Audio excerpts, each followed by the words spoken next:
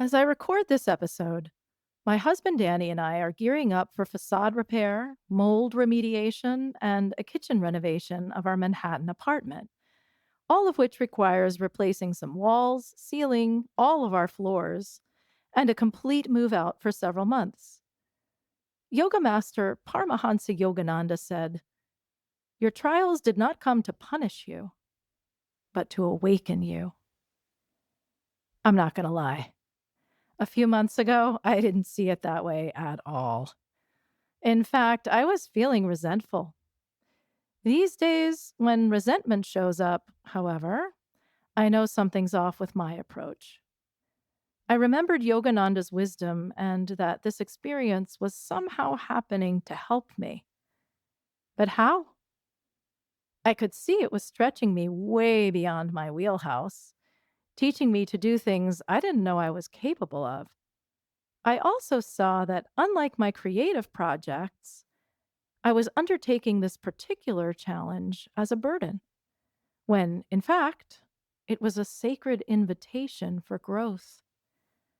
Looking at it from this angle, I reflected on how the apartment came to us as a gift, and as such, we are its stewards. There have been stewards before, and there will be others after. But right now, it's up to us to take care of it, to honor it, and someday, to leave it better than how we found it for the stewards of the future.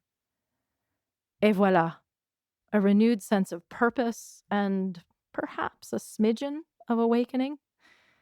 I'm Rachel Schroeder, and today on Poetry Between Friends, Sheela Clary, storyteller, essayist, journalist, Italian and storytelling teacher, wife, mother, 18th century Berkshire homeowner, year round cold plunge enthusiast, and my dear, dear friend who I've known since the age of 2, joins me to practice perspective in our poems, Sneaky Currents and Gravity.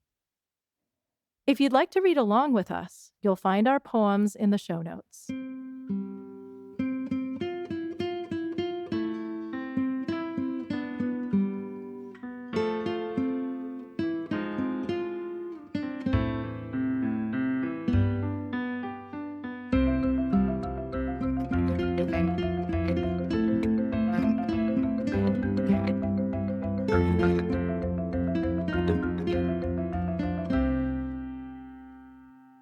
Sneaky Currents by Rachel Schroeder. At last, the peak, the pinnacle, the turning point of no return. Inhale, exhale, inhale, exhale. Savor your hard-won vantage on the switchback trail that lured you across sinewy root and snaggle-toothed rock, under snapback branch, over snickering brook, by taunting moss up slick stone step, down harrowing ravine, that would-be thief, promising beauty's riches, conniving to snatch limb or life. Still you persist up stubborn steep, unreasonably inclined not to level, not to ease, your deep-squeezed lungs, your workhorse heart.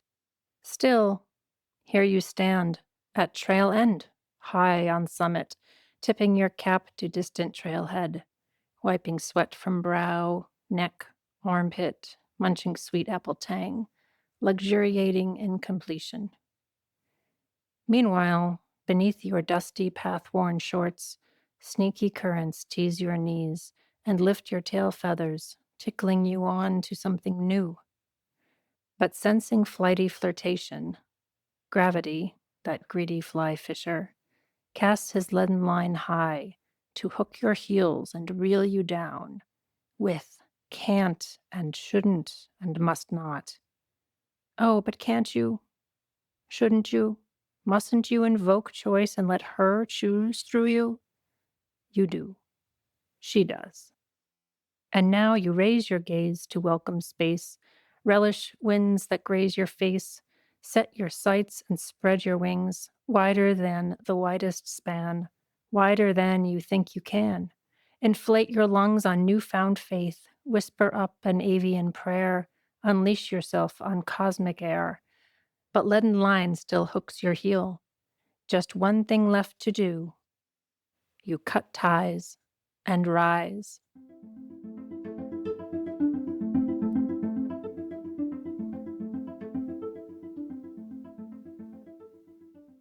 Gravity by Sheela Clary. In the beginning was the Word. When I was a child, a tranquil river shimmered past the windows of our big, weird house. Dad told us he'd built it. The house, not the river. I make the distinction now, but I wouldn't have then.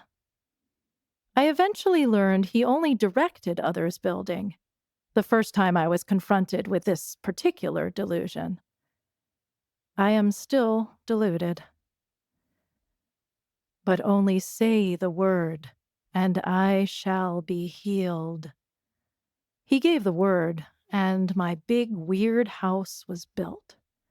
He said another word, and I was implanted in it.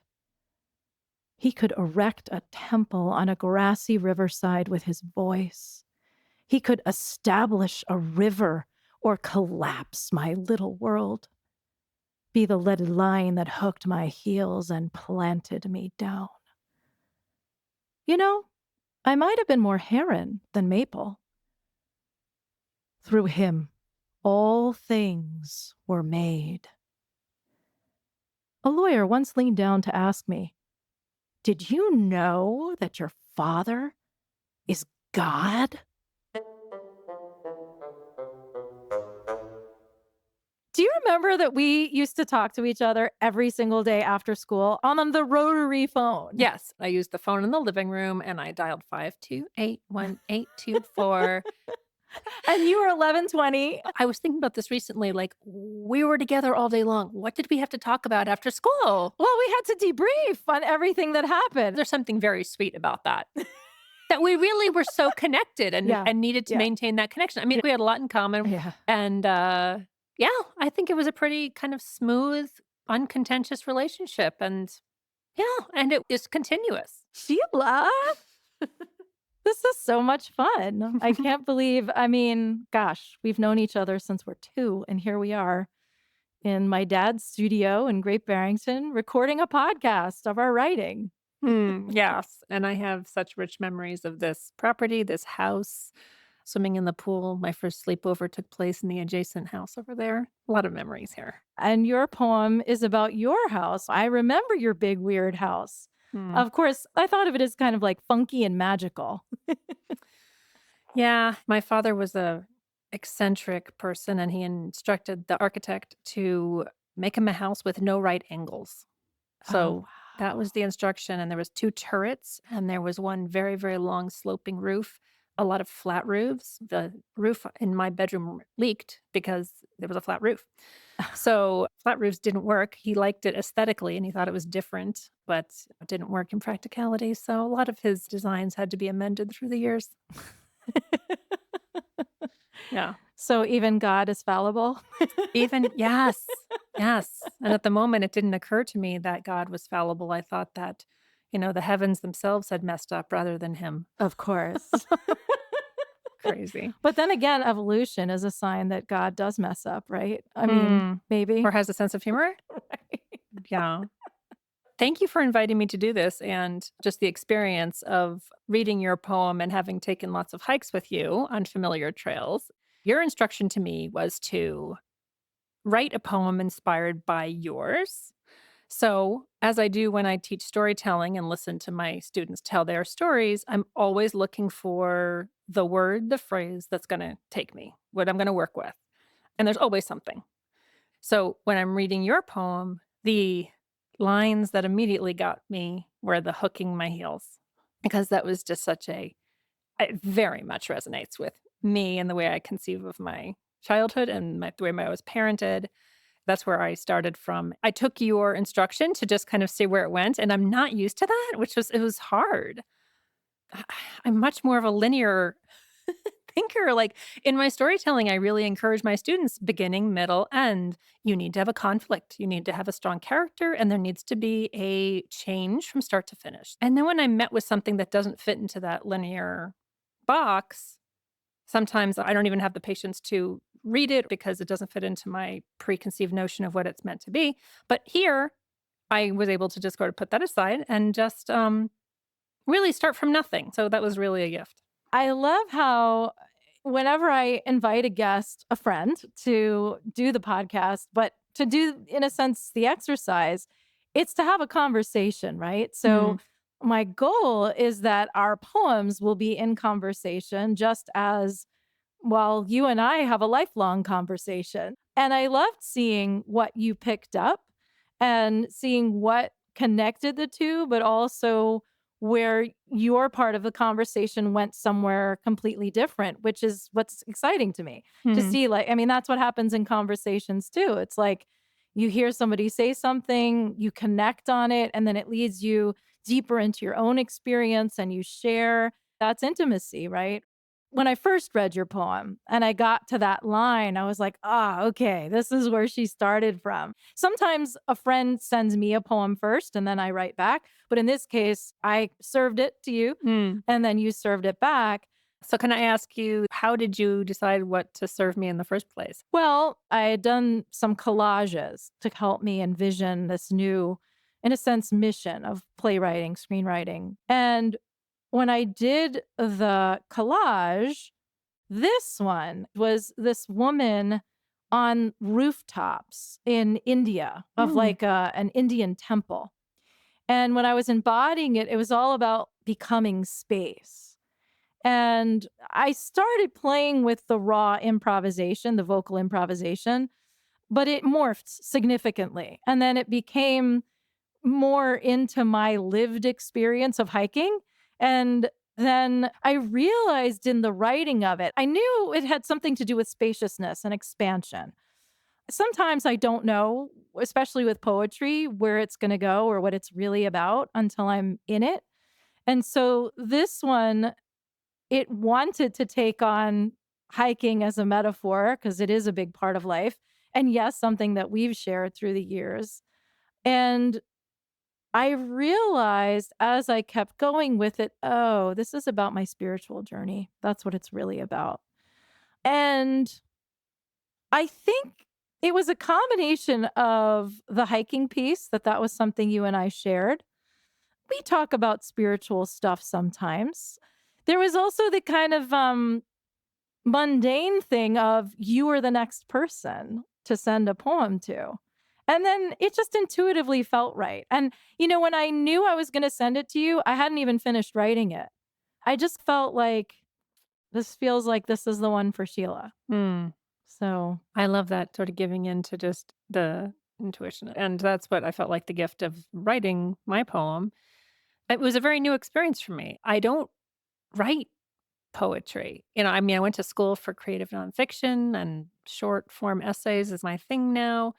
And the only poetry I ever have written is a verse that's an imitation of another poem. My father used to do this. I wrote an imitation of an Andrew Marvell poem, the To His Coy Mistress from like the 1600s. Had we but whirled enough in time, this coyness lady were no crime. I wrote one about my daughter Fiona when she was like 7 years old and refused to take off her rainbow t shirt. Had we but whirled enough in time, this stubbornness daughter were no crime. It was very fun. And that was years ago. And then I've just never taken it up again. So, but it's fun and it's so liberating. And I love the practice of concision. I love that. I mean, just eliminating, I mean, forget about concision. It's like eliminating 90% of the wordage from the thing you're writing. I enjoy doing that in essays, but then in poetry, it's just so much more condensed and focused and concentrated. So I just loved that. And it's such a pleasure to just play with individual words and to go through 10 different iterations searching for the perfect word to describe my house. The word weird did not land immediately in my brain.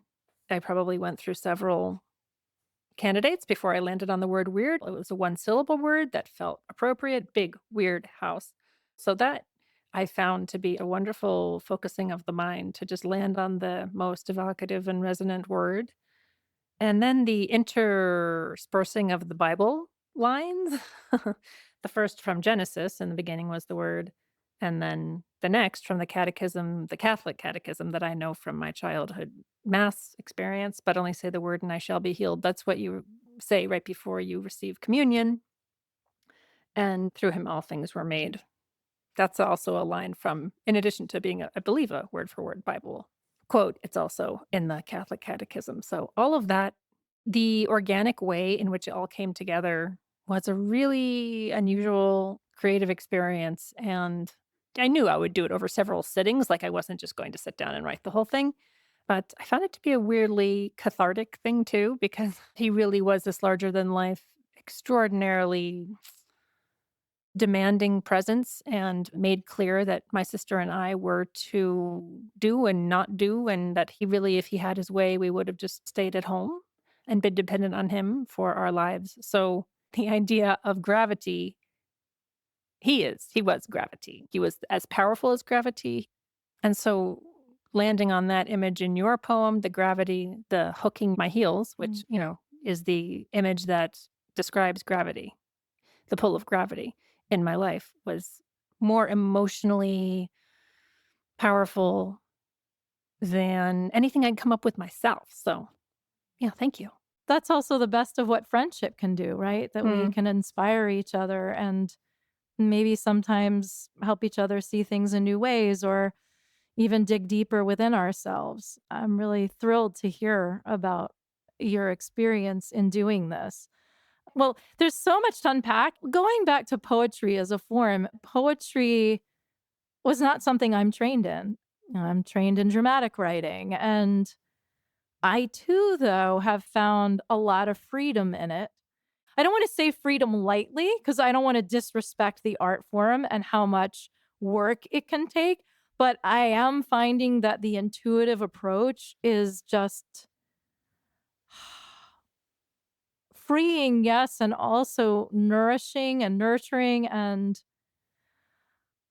there's a way in which I feel that I'm connecting to something on a deeper level in a way that has been easier for me to do in writing poetry as opposed to writing plays and screenplays. In a way, I mean, I guess it's that thing with any art form when you're not as learned, there is a certain kind of naive freedom. I've been really enjoying that. And it's been fun to invite friends. Some of them are poets, others not. Others definitely have a talent for it, but haven't really been doing it. And I just find that there's something really exciting about the invitation and seeing what happens and being open to the spontaneity and the not knowing and seeing what comes forth. And it does seem like with everyone so far who's done the podcast, it brings forth something deep. You're saying not knowing reminds me of a essay by Donald Barthelme. It's called Not Knowing. And it's essentially, how do you write a short story? You don't know where you're going. You're in a dark wood and you just see where your character's going next. The idea has stuck with me of the only place from which to write something creative of any length is not knowing. Hmm.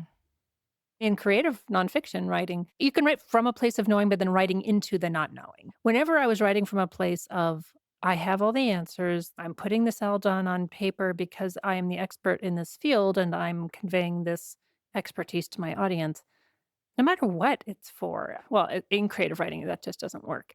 Some of my early essays, I could tell that they were off putting to my audience Mm, because I think I just came across as sort of a know it all. And that's, mm. it was fear based because I didn't know how to go about writing from a not knowing place. I wanted to please my teachers and write persuasively. And creative writing and persuasive writing don't go together. With creative writing, it's an invitation. You want to invite people in to the world, into whatever it is that you're offering. And it's more of a gift. Whereas persuasive writing, well, clearly you want to persuade somebody of something. The last line of your poem, a lawyer leaned down, and your father was a lawyer, not just a lawyer, but a law professor. And so I could see how the persuasive writing versus creative writing could be Hmm. living within you uneasily at Hmm. times. I mean, I think I didn't even know what creativity was. I just don't think school ever instilled in me any sense of creativity in myself or even Mm. appreciation for creativity as a form in writing. How about you? Do you feel like you got a good, like from your, K through 12 education, have an appreciation for creativity? Mm. That's a really good question. Well, I started off at Steiner. Hmm. Creativity was baked in. Maybe it's not true. Maybe creativity itself wasn't baked in, but artistic Hmm. approaches to life were definitely baked into the education there. I don't know that I created anything that was unique or new in those years, but it was generative. And then I do recall at BCD where you and I went to school together and where Mm-hmm. we became friends. Mm-hmm. Oh, and let it be said, I mentioned we met at 2. I believe it was at the Gershons. A Gershon's party Yeah. that my parents and your parents would have gone to Yes. in like 74. And I have pictures of us at that age doing an Easter egg hunt. Oh, seriously? Yeah. Oh my gosh. Yeah. And I mean, like, we weren't like friends, but we met a few times through the years. But then Berkshire Country Day School is where we became friends. Yeah, 5th grade. Mr. Fawcett did bring creativity out in us Hmm. because he would have us write things inspired by books that we were reading. I forget which book it was. It was like diary entries. And we were asked to write our own. But I remember your writing from back then. And I remember how creative it was. Like, you really Hmm. got into the soul of this person and the time period. That And is so funny you mentioned that because I think that was Mr. Douglas's class, actually, if I'm oh, remembering correctly. maybe it was. Because the reason I do remember is because I was so proud of that. I got an A plus, and he read it out loud to the class. I folded it up, put it in my wallet, and carried it around for years. Oh, I love that. Do you still have it? I don't think so. But thank you for saying that because I do feel as though, adolescence is not kind to any of us. And it was in No. my regard, it sort of erased any impulse or Mm, confidence in my creativity. And I mm, just lost that really entirely for mm, a long, long time. And I only ever considered myself a writer again in like 2014 once my father had passed away, which mm. is a different story. But thank you for saying that. Yeah, yeah. I just wanted to pick up on the thread of the poem that you wrote for Fiona and the Uh-huh. rainbow t-shirt. This is first of all, I love that you did that. But this poem that you brought up, it reminded me of car rides with your dad. And given that your dad is a big topic of your poem, I remember like so many car rides where he would have Gilbert and Sullivan playing Oh, wow. and he'd be singing along and we would learn the lyrics. And Yeah. to me, your dad was always so much fun. And I know it's very different, like Yeah. dads to friends and what they're like. And he was always funny and sharp as a tack. But also, I remember, I think maybe once or twice, I actually made him laugh. And it just felt like, oh my God, I made Mr. Siegel laugh. you know? Oh, wow. Yeah, that was a feat. He was a pretty tough customer. Yeah. Yeah. That's so funny. Gilbert and Sullivan. I mean, appreciation for language. So, oh, yeah, thanks for that too. Both of our dads were wordsmiths. I mean, your Mm, dad in the legal fields, but he appreciated lyric writing. And my dad actually was a lyricist. And here we are in my dad's studio, actually using his microphone stands. really? Yeah. Oh, my goodness. Yeah. Yeah. So Crazy. the spirit of our fathers Yeah. is with us. Your dad is a very interesting guy and had a very interesting life and wrote some really fun songs. He did. He did. And was also a big presence in my life. But Mm, wait, there was more to unpack in what you said. Oh, concision. Yeah, I too really enjoy that about writing poetry. And it is liberating to do short form. And I'm just really appreciating that sense of completion, accomplishment, just knowing this is what it is. I mean, I think there's something like going back to our education. Like, I don't know if you would identify with this, but I feel as though the way in which we're approaching this poetry project with, as you say, it is what it is, and I'm going to leave it there, and I'm not going to attempt to like twist it into some kind of perfection idea in my head. Yeah. That feels very antithetical to the whole how school was structured. Like there was, you're just meant to be perfect, and Mhm. anything shy of perfect is not an A plus. So therefore, it is. not to necessarily be bemoaned, but A pluses are what we're all working for. It just feels as though I've been thinking about this with my own 3 children who are in schools who essentially that have, the ethos of school has not changed materially much since we were in school. Mm. And, it really is, I and you, I think, discovered this intuitive magic of poetry in our, let's say, late 40s, 50, early 50s, is kind of sad. I mean, I feel on my Mm. behalf that it is sad Mm. that this wasn't something I could have I wish all around that the approach to school took in a more poetry approach, a more Mm. intuitive approach to learning in general, because Yeah. that's how the human brain works. It's how life evolves. Mhm. Life is messy. There's no such thing as an A plus in life or the work world or in relationships, period. Yeah. As a recovering perfectionist, there has been a lot of learning and having to unlearn and having to come back to a sense of play. The collaging, I think that kind of brought me back to a more childlike place. And poetry, actually, Sheila, I did write poetry as a kid, but I didn't really show it Hmm. to anybody except maybe Indigo Vining, who is a friend that we share, Mhm. who also wrote a lot of poetry when we were growing up. Mm. And I remember she wrote poems on her walls in her bedroom, and I thought that was so cool. She also got to draw and paint on her walls. I mean, Wow. how cool is that? Yeah. Indigo, if you listen to this, you were a total inspiration in that way. There were a lot of expectations on us to be good girls, to be perfect, to it's a survival tactic, you know? I knew it was a way to receive love. I don't know if it was exactly the love I was looking for. It wasn't unconditional, but maybe being seen. Mm. But also, I do recall sharing my poetry with an adult, and she said, I wrote poetry when I was a kid too.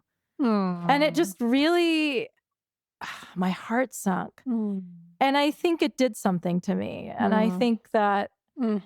I just felt like, oh, okay, I guess my poetry is not very good. So maybe I won't share Mm. it, or I don't know. But it's been very healing to come back to poetry.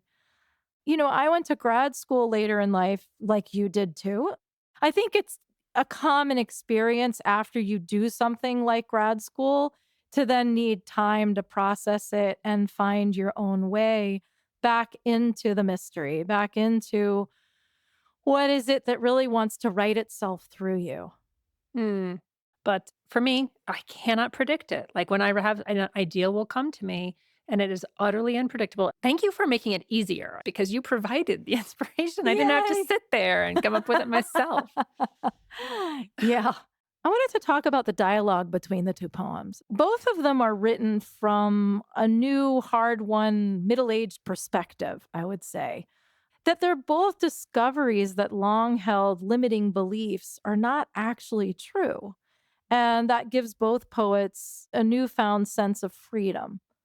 I wonder what you think about that. Our conversation to this moment also embodies that because neither of us until fairly recently felt the freedom to write poetry. That's something that's come in our later 40s too. So, yes, absolutely. I think it's a measure of the imagery is of freedom and it's coming from a place of I don't know, menopause seems to have some part of it. Just sort of a Yeah. yeah, not feeling as bound by the strictures of the past and that's a really beautiful promise of the future too as we look towards middle age and old age. If it's going to be less limiting and it's going to be freeing as the images in our both of our poems, the energy behind it, the life orientation that they represent, it's very promising. Yeah. Right? But yeah, it does feel as though it's an unburdening Yeah. of these shackles. Like you said, you're a recovering perfectionist. And that showed up for you in various ways, and it showed up for me in other ways. The approval seeking, I think, is Mm. sort of where it shows up for me. And fear. I mean, I'm still afraid of my father from the Mm. beyond. I'm afraid of his wrath.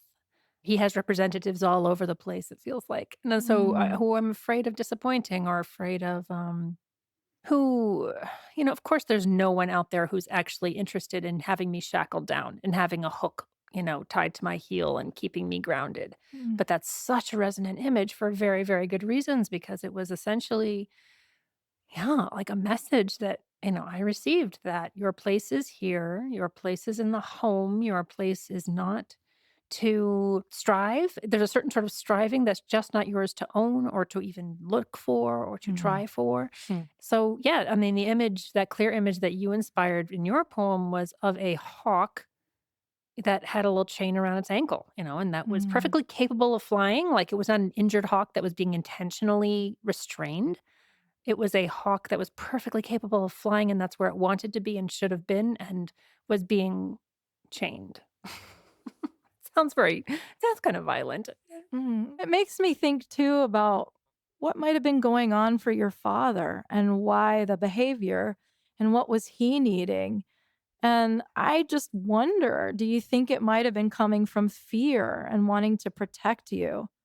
Oh, I think absolutely. Of Yeah. course. I mean, and that's such a I appreciate your putting it in those terms because not only is it the most generous interpretation, but it's also the most accurate. Yeah.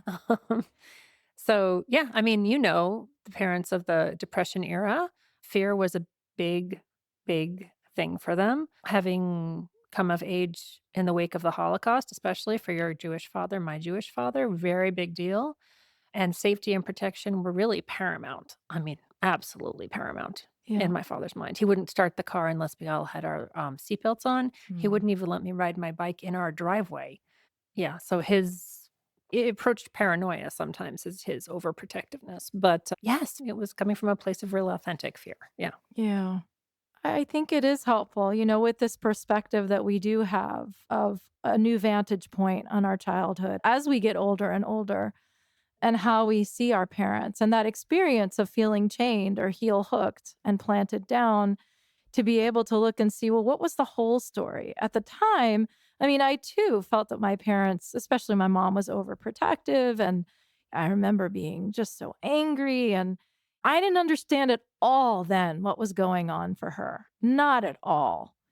And I think it does help to try to see the bigger picture and try to see what was the whole story, not to lessen our experience in any way, but to kind of add more context. And in so doing, I think it does lay the groundwork for healing and for greater inner freedom, which I do think both of our poems are about Mm, in different ways. You mentioned how you're still afraid of your father. And you feel like he has representatives everywhere. And I mean, I would say probably also in your own head and heart, because we do that. We internalize the voices, even if they're misinterpretations. I mean, I'm learning with my mom sometimes when she'll say something and I bristle, I'm a little triggered. On a good day, I may ask her why she said that or why she's feeling a certain thing or why she said it in that way. And when she's on a good day, she'll tell me why, and I'll realize, "Oh my god, I completely misunderstood you." And I can see that a mm, lot of that misunderstanding is coming from a kind of trauma that I have these baked in perceptions, a child's perspective that are just not the whole truth and maybe not the truth at all. I mean, my reaction in a way is real, it's happening, but my interpretation was completely off. And of course, there's a whole thing about intention versus impact, right? Like our parents, I'm sure they didn't intend for us to feel planted down mm, or suffocated or any of those things. Their intention was to keep us safe and healthy and happy. But, the impact was different on mm. us. As I mentioned, like, the catharsis. Yeah, I just finding the creative way to express this idea through my poem of my dad's being the one to plant me down was the act of disengaging that chain. The act of writing literally felt like an unchaining, which is just the next thought is like, well, if that was the case, then why don't you do this all the time? Mm. Right? Mm. Maybe you So, will. as the mother of 3 kids now who lost a lot in COVID with lockdowns, all of human relationships have suffered, and we cannot possibly see objectively the ways in which all of that suffering has taken place, but I think it's things like this. I think it's collaborative creativity is really powerful, I think is Mhm. my bottom line. Crucial. And I love that we're able to record this in person too. I mean, Mm, I love that we had individual solitary experiences and then also the coming together in physical space is such a gift. It is. It really is, and it's so important. I think so too. Oh, I wanted to come to a couple of lines. You know, how you talked about the unchaining and that line where you say, I might have been more heron than maple. I love how like offhanded it seems to be, and yet also how profound and it feels so spontaneous. Like right after talking about the him being the leaded line that hooked your heels and planted you down. But it feels like this intuitive just realization. It's funny you say that. The poem was done, and then I took one last look at it. That line came to me, and I put it in. And it really was. It was intuitive, and it was instantaneous, and I don't know where it came from, and it just didn't even fit with the rest of what was there. So, yeah, and it felt to me too like it was, said something true. The only kind of poetry that really sticks is where you're actually saying something true. Yeah, and I have to say when I read it, when you're, like, deeply moved by something, you Mm, feel how do I explain it? Almost like, an inner gong vibrating in you, like, in mm. your soul, and I felt that it was like that, took my breath away when I read that Really? line. I was like, "Oh, this is really good." A deep chord was touched in you and Mm, was vibrating in me as I read it. That's the gold. That's the that's gold, the gold. you know? Yeah, yeah, And yeah. then it felt to me like a last line. And then you have the line of the lawyer after it. And in a way, your dad gets the last word. And I wondered about that too. At first, I was a little mad at your dad. Like, no, she's Heron. She's not Maple, and you're not God. And I love that I was wrestling with it. I was like, why? Why this line after that one? And I wondered too if it was actually, in a way, an honoring of your dad. Mm, He was the human vessel through which your human vessel came to life. And there also are ways in which he did form who you are. mm. I'm guessing that was an actual moment that happened. Was Yeah, it? yeah, yeah, Yeah. no, that actually happened. Mhm. Would you be willing to share with us the context of that? Oh, yeah, and I mean, my dad lectured all over New York State, and I rarely accompanied him, but one time it was like a resort, so my sister and I and my mother all went with him to this resort. I think it was in Cooperstown. It was a big luncheon, and, yeah, I just remember that a lawyer who was one of my he had a lot of fans and a lot of acolytes who really, really took him very seriously, and this guy had just leaned down to me, and he had just been talking to my dad, and dad was right there. The whole point was that dad was in earshot, obviously, Oh, and he wow. said, "Did you know that your dad's God?" And maybe I did the moment, it wasn't like I processed it and thought anything about it. I had no opinions of that statement at the moment, but since it's kind of struck me as pretty messed up, Mm, probably did quite a number on me, yeah. considering the fact that the textbook he wrote was more pages than the Bible. I always quote that particular stat because it seems significant. Mm, I've had such a hard time thinking of myself as a writer. To even be in his shadow, that was like too proximate. That was too close. mm, So, mm. there's all stuff that I wish I could just be unburdened of. So, yeah, that is that moment. Yeah. Well, you are doing the unburdening, but also if you hadn't had that experience, you wouldn't be who you are and you Yeah. wouldn't be doing this practice of unburdening. And perhaps maybe it's resonating with people who are listening and people who read your writing and, Mm. and maybe it helps them to do the same. Yes. Yes. I absolutely come to that. The windy road by which we have arrived at this moment is its own beautiful thing. Yeah. And there is no such thing as a linear life. Yes. So I absolutely, in my better moments, in most moments, I feel as though the whole thing is just a gift. Yeah. Yeah. How old were you at Cooperstown in that Oh, I was moment? probably 7 or 8, Oh, 6, 7, wow. 8, little. Yeah, yeah. Wow. And for that to stay with you to resonate all this time, echoing. Yeah, and, the thing is, Wow. like, obviously, our memories are not that could it might have not happened, I might have dreamt it, but in my mind, it's very clear, Right. and my father's not here now to confirm one way or the other, so but, it's very clear in my mind. If Mm. it didn't happen, a lot of things very, very, very, very similar to that did, so, yeah. I love that. Yeah. Oh, and the line, "I am still deluded." I'm curious what the delusion is there. Well, I mean, I think I'm getting at, like, the distinction between, like, what we can intellectually know. Like, when my father said, "I built this house," like, of course, he didn't physically build the Yeah, house, but I actually thought he did. Like, right, when someone says, I built," I always thought that. Like, when right. someone said, "I built this house," I'm like, "Gosh, you did? Gosh, you're so talented. You do so much stuff."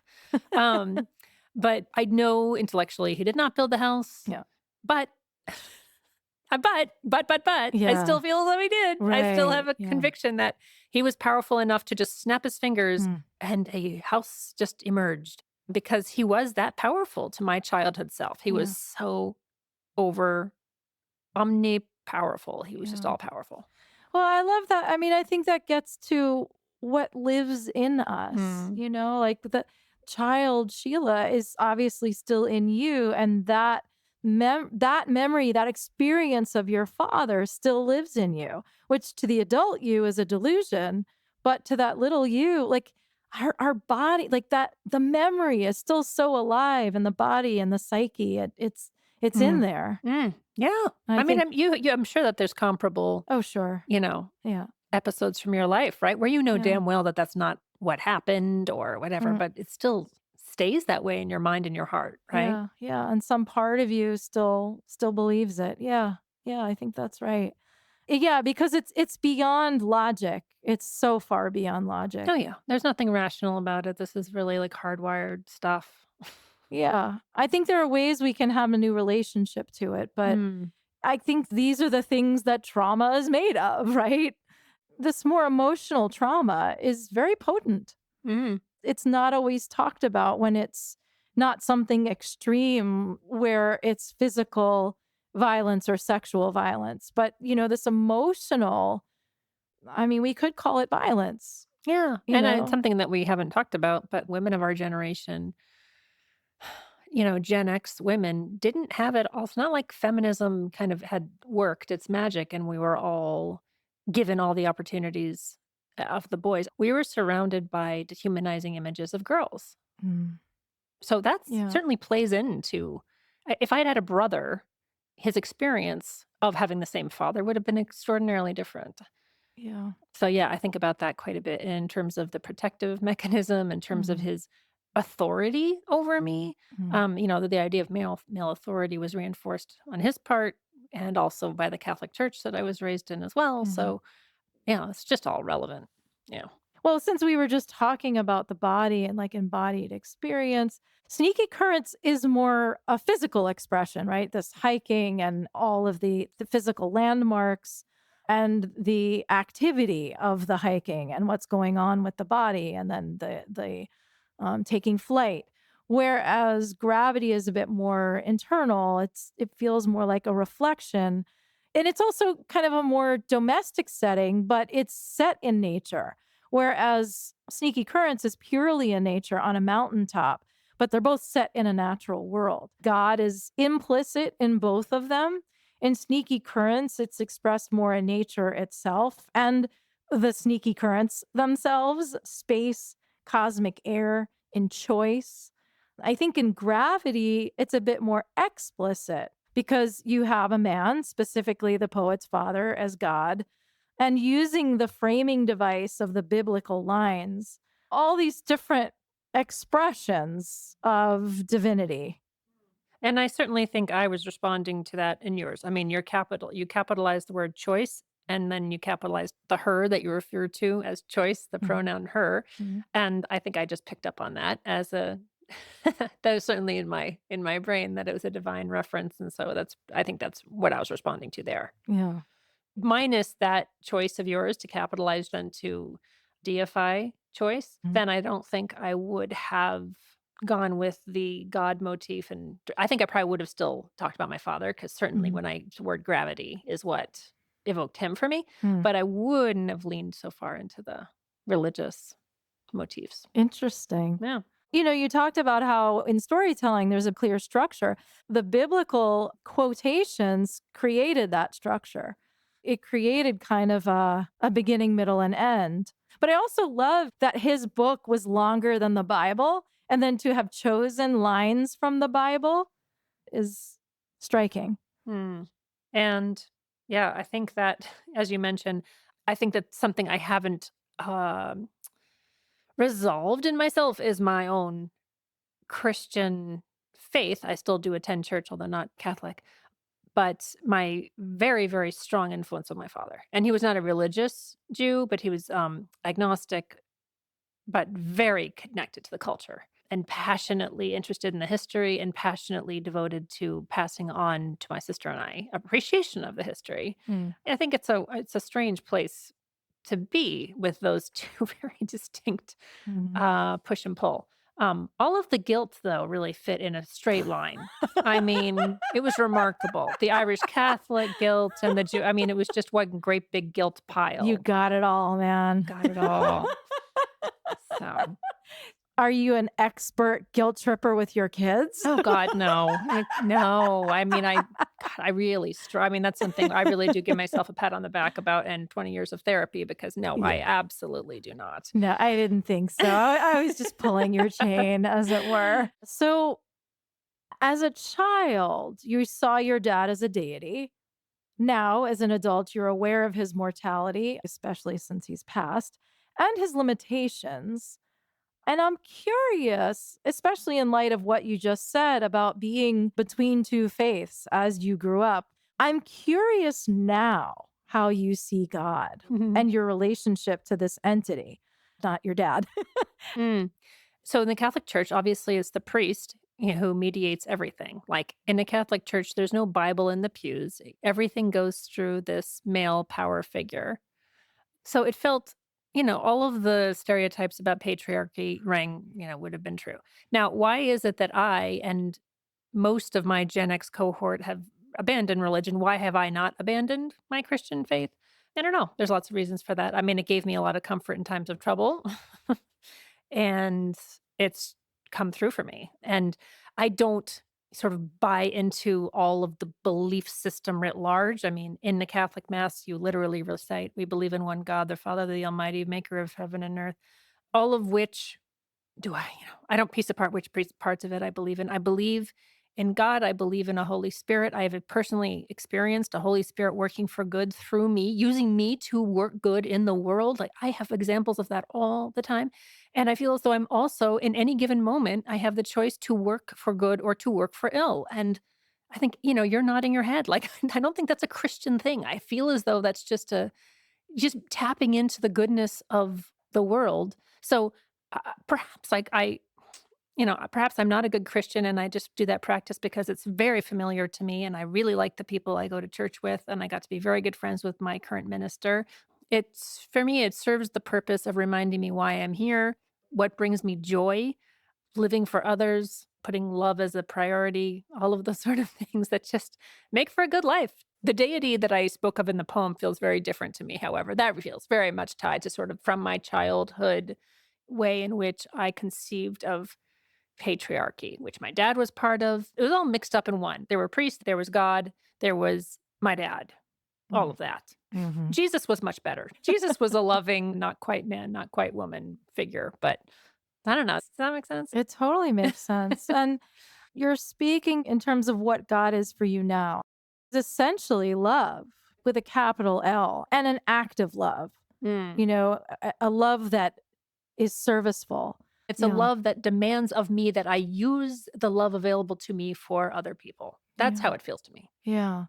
And I also hear you speaking of yourself as a channel, in particular for Mm. the Holy Spirit. Mhm. And I feel very connected to that. And I've mentioned on the podcast that I'm a practicing yogi. And I feel very much that my purpose is to be a channel for divine qualities. And I think the highest of them is love.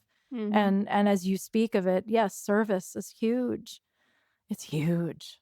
I And I mean, used to think of service in a very narrow way. Like, I really used to literally think you couldn't be a good person unless you worked in the nonprofit industry or as a teacher. mm, Like, those are the only professions available to you. And I've since grown up a lot, and you can be the CEO of a Fortune 500 company and be a deeply loving Christian person in that sense. yeah. So, Yeah, and um, you can be an attendant at a gas station and yes, also be yes.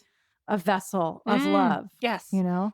Being a vessel of love is in you in how you carry yourself through your days, how you carry yourself through the world, sort of tapping into like a spirit of I don't just listening to an inner wisdom Yeah. like little things where I'll just hear a voice tell me to go one particular way rather than another way. And Mhm. because I went that way, then I came across a person I would not have normally seen, Mhm. somebody who's going through a hard time and who I just listened to for 10 minutes. I mean, things like that, they happen pretty frequently. Yeah. Yeah. I totally think that's God. Mm, And I think that that is what we're talking about here is really built into the heart of all true religions, especially the mystic traditions, but they're all about this. Every single one of them, I think. mm, I mean, of mm. course, there are contours and different practices and different outer casings, but Right, right. at the end of the day, the yogi whose teachings I follow most closely, who I mentioned in the opening, Paramahansa Yogananda,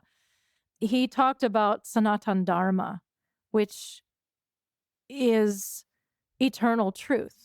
And he believed that eternal truth is at the core of all religions. We are all united in that eternal truth. Mhm.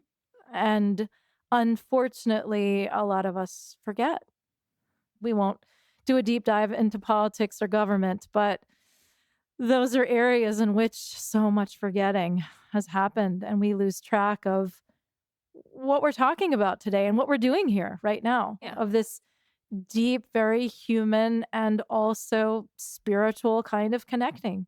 Yeah, anything that doesn't speak you use the word truth and you use the word love, and this is why poetry, if it works, is infused with both of them. Yeah. So, Sheila, thank you so much for coming in today to do this. We've never actually done something directly creative together. No. So, I was particularly excited about having this experience with you. Well, gratitude's all mine for you because this was a really cool opportunity to try out to both hear your very generous place at which you come from your own poetry. I mean, that was a poem you wrote for me. It's a remarkable thing, and it's a very giving and loving and just generous gift. So, thank you. Thank you for being in my life so I could write it for you. I treasure your friendship. And I just love that we do know each other this long and still like each other. Yeah. Yeah, and that Yeah. we still have a lot in common and that we've followed, these sort of strange paths, but in creative endeavors and have landed now into this coming together place with that is very cool. Just being able to share each other's history in a way like Mm, to be able to hold that for each other and have memories that one may not remember, the other does, but also just that shared reality of like, hey, I was there with you. You weren't mhm, alone, and vice mhm. versa. You've helped me reflect on a difficult time in my life when I was an adolescent in ways that have been really helpful for reframing what the way that I had in my less helpful framing in my own mind. You've helped me to reframe things in a more productive way. Oh, I'm so happy to hear that. You really have. Thank you. Thank you for telling me that. On that note, my dear friend, Mhm. shall we read our own poems? Yes, let's do that. All right.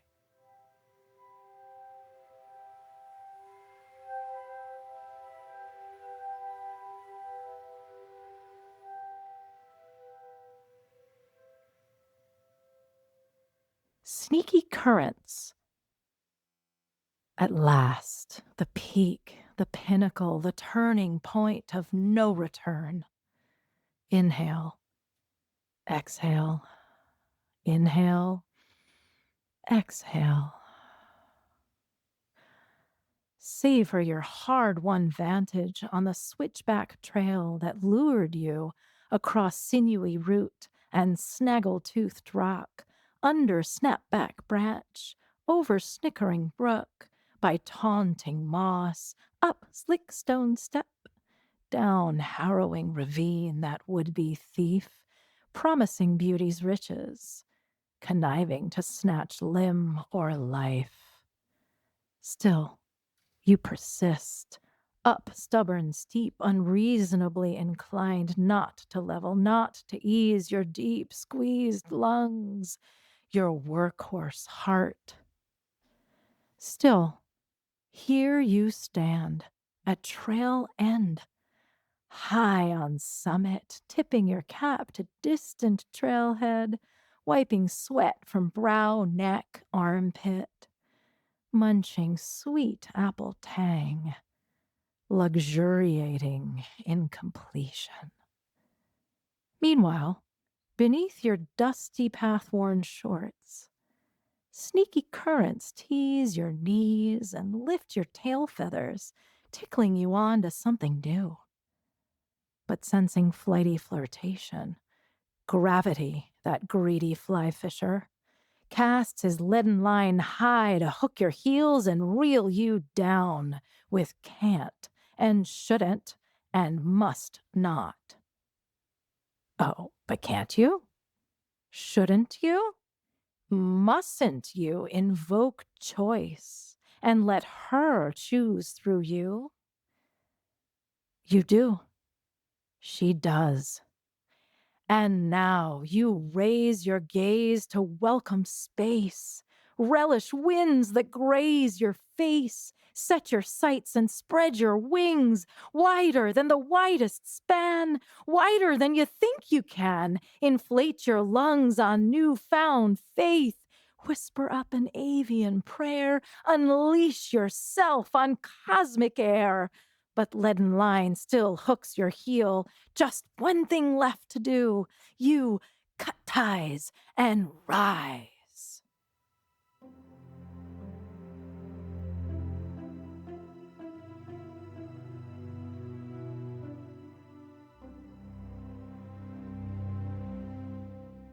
Gravity. In the beginning was the Word. When I was a child, a tranquil river shimmered past the windows of our big, weird house. Dad told us he'd built it. The house, not the river. I make the distinction now, but I wouldn't have then. I eventually learned he only directed others building. The first time I was confronted with this particular delusion, I'm still deluded. But only say the word and I shall be healed. He gave the word, and my big weird house was built. He said another word, and I was implanted in it. He could erect a temple on a grassy riverside with his voice. He could establish a river or collapse my little world, be the leaded line that hooked my heels and planted me down. You know, I might have been more heron than maple. Through him all things were made. A lawyer once leaned down to ask me, "Did you know that your father is God?" Poetry Between Friends is produced by Rachel Schroeder. Music composed, produced, and performed by Andrew Vevers. Sound engineering by Revision Sound. Cover art by Matthew Warren Lane. This episode was recorded in Great Barrington, Massachusetts, on unceded Mohican land. It was engineered, edited, and mixed in Louisville, Texas on Humanos and Kickapoo land. To learn more about Sheela Clary and to read her work, find her articles in the Berkshire Edge, and visit her newsletter Clarity and Village Green News at sheela.substack.com. If you like what you heard, subscribe and share on Spotify, Apple Podcasts, and anywhere you listen. Visit us on Facebook and on Instagram at poetry_between_friends. Find the poems, read along, and join the conversation at poetrybetweenfriends.substack.com. And if you feel inspired, leave us a voice memo on our Spotify page. We'd love to hear from you. Coincidence? I don't know, but you happen to be married to a builder. Yeah, right? Isn't that weird? It's weird, right? That's how, like, the actual fact of Dad actually didn't build the house. Oh, builders build houses. Like your actual Ah, husband. like my actual husband who actually fixed the actual roofs on my crazy weird house. Oh, wow. Wow. Now there's a metaphor, and that's Right? not even a metaphor, it's actual. Yeah, yeah. He fixed the roof on the house.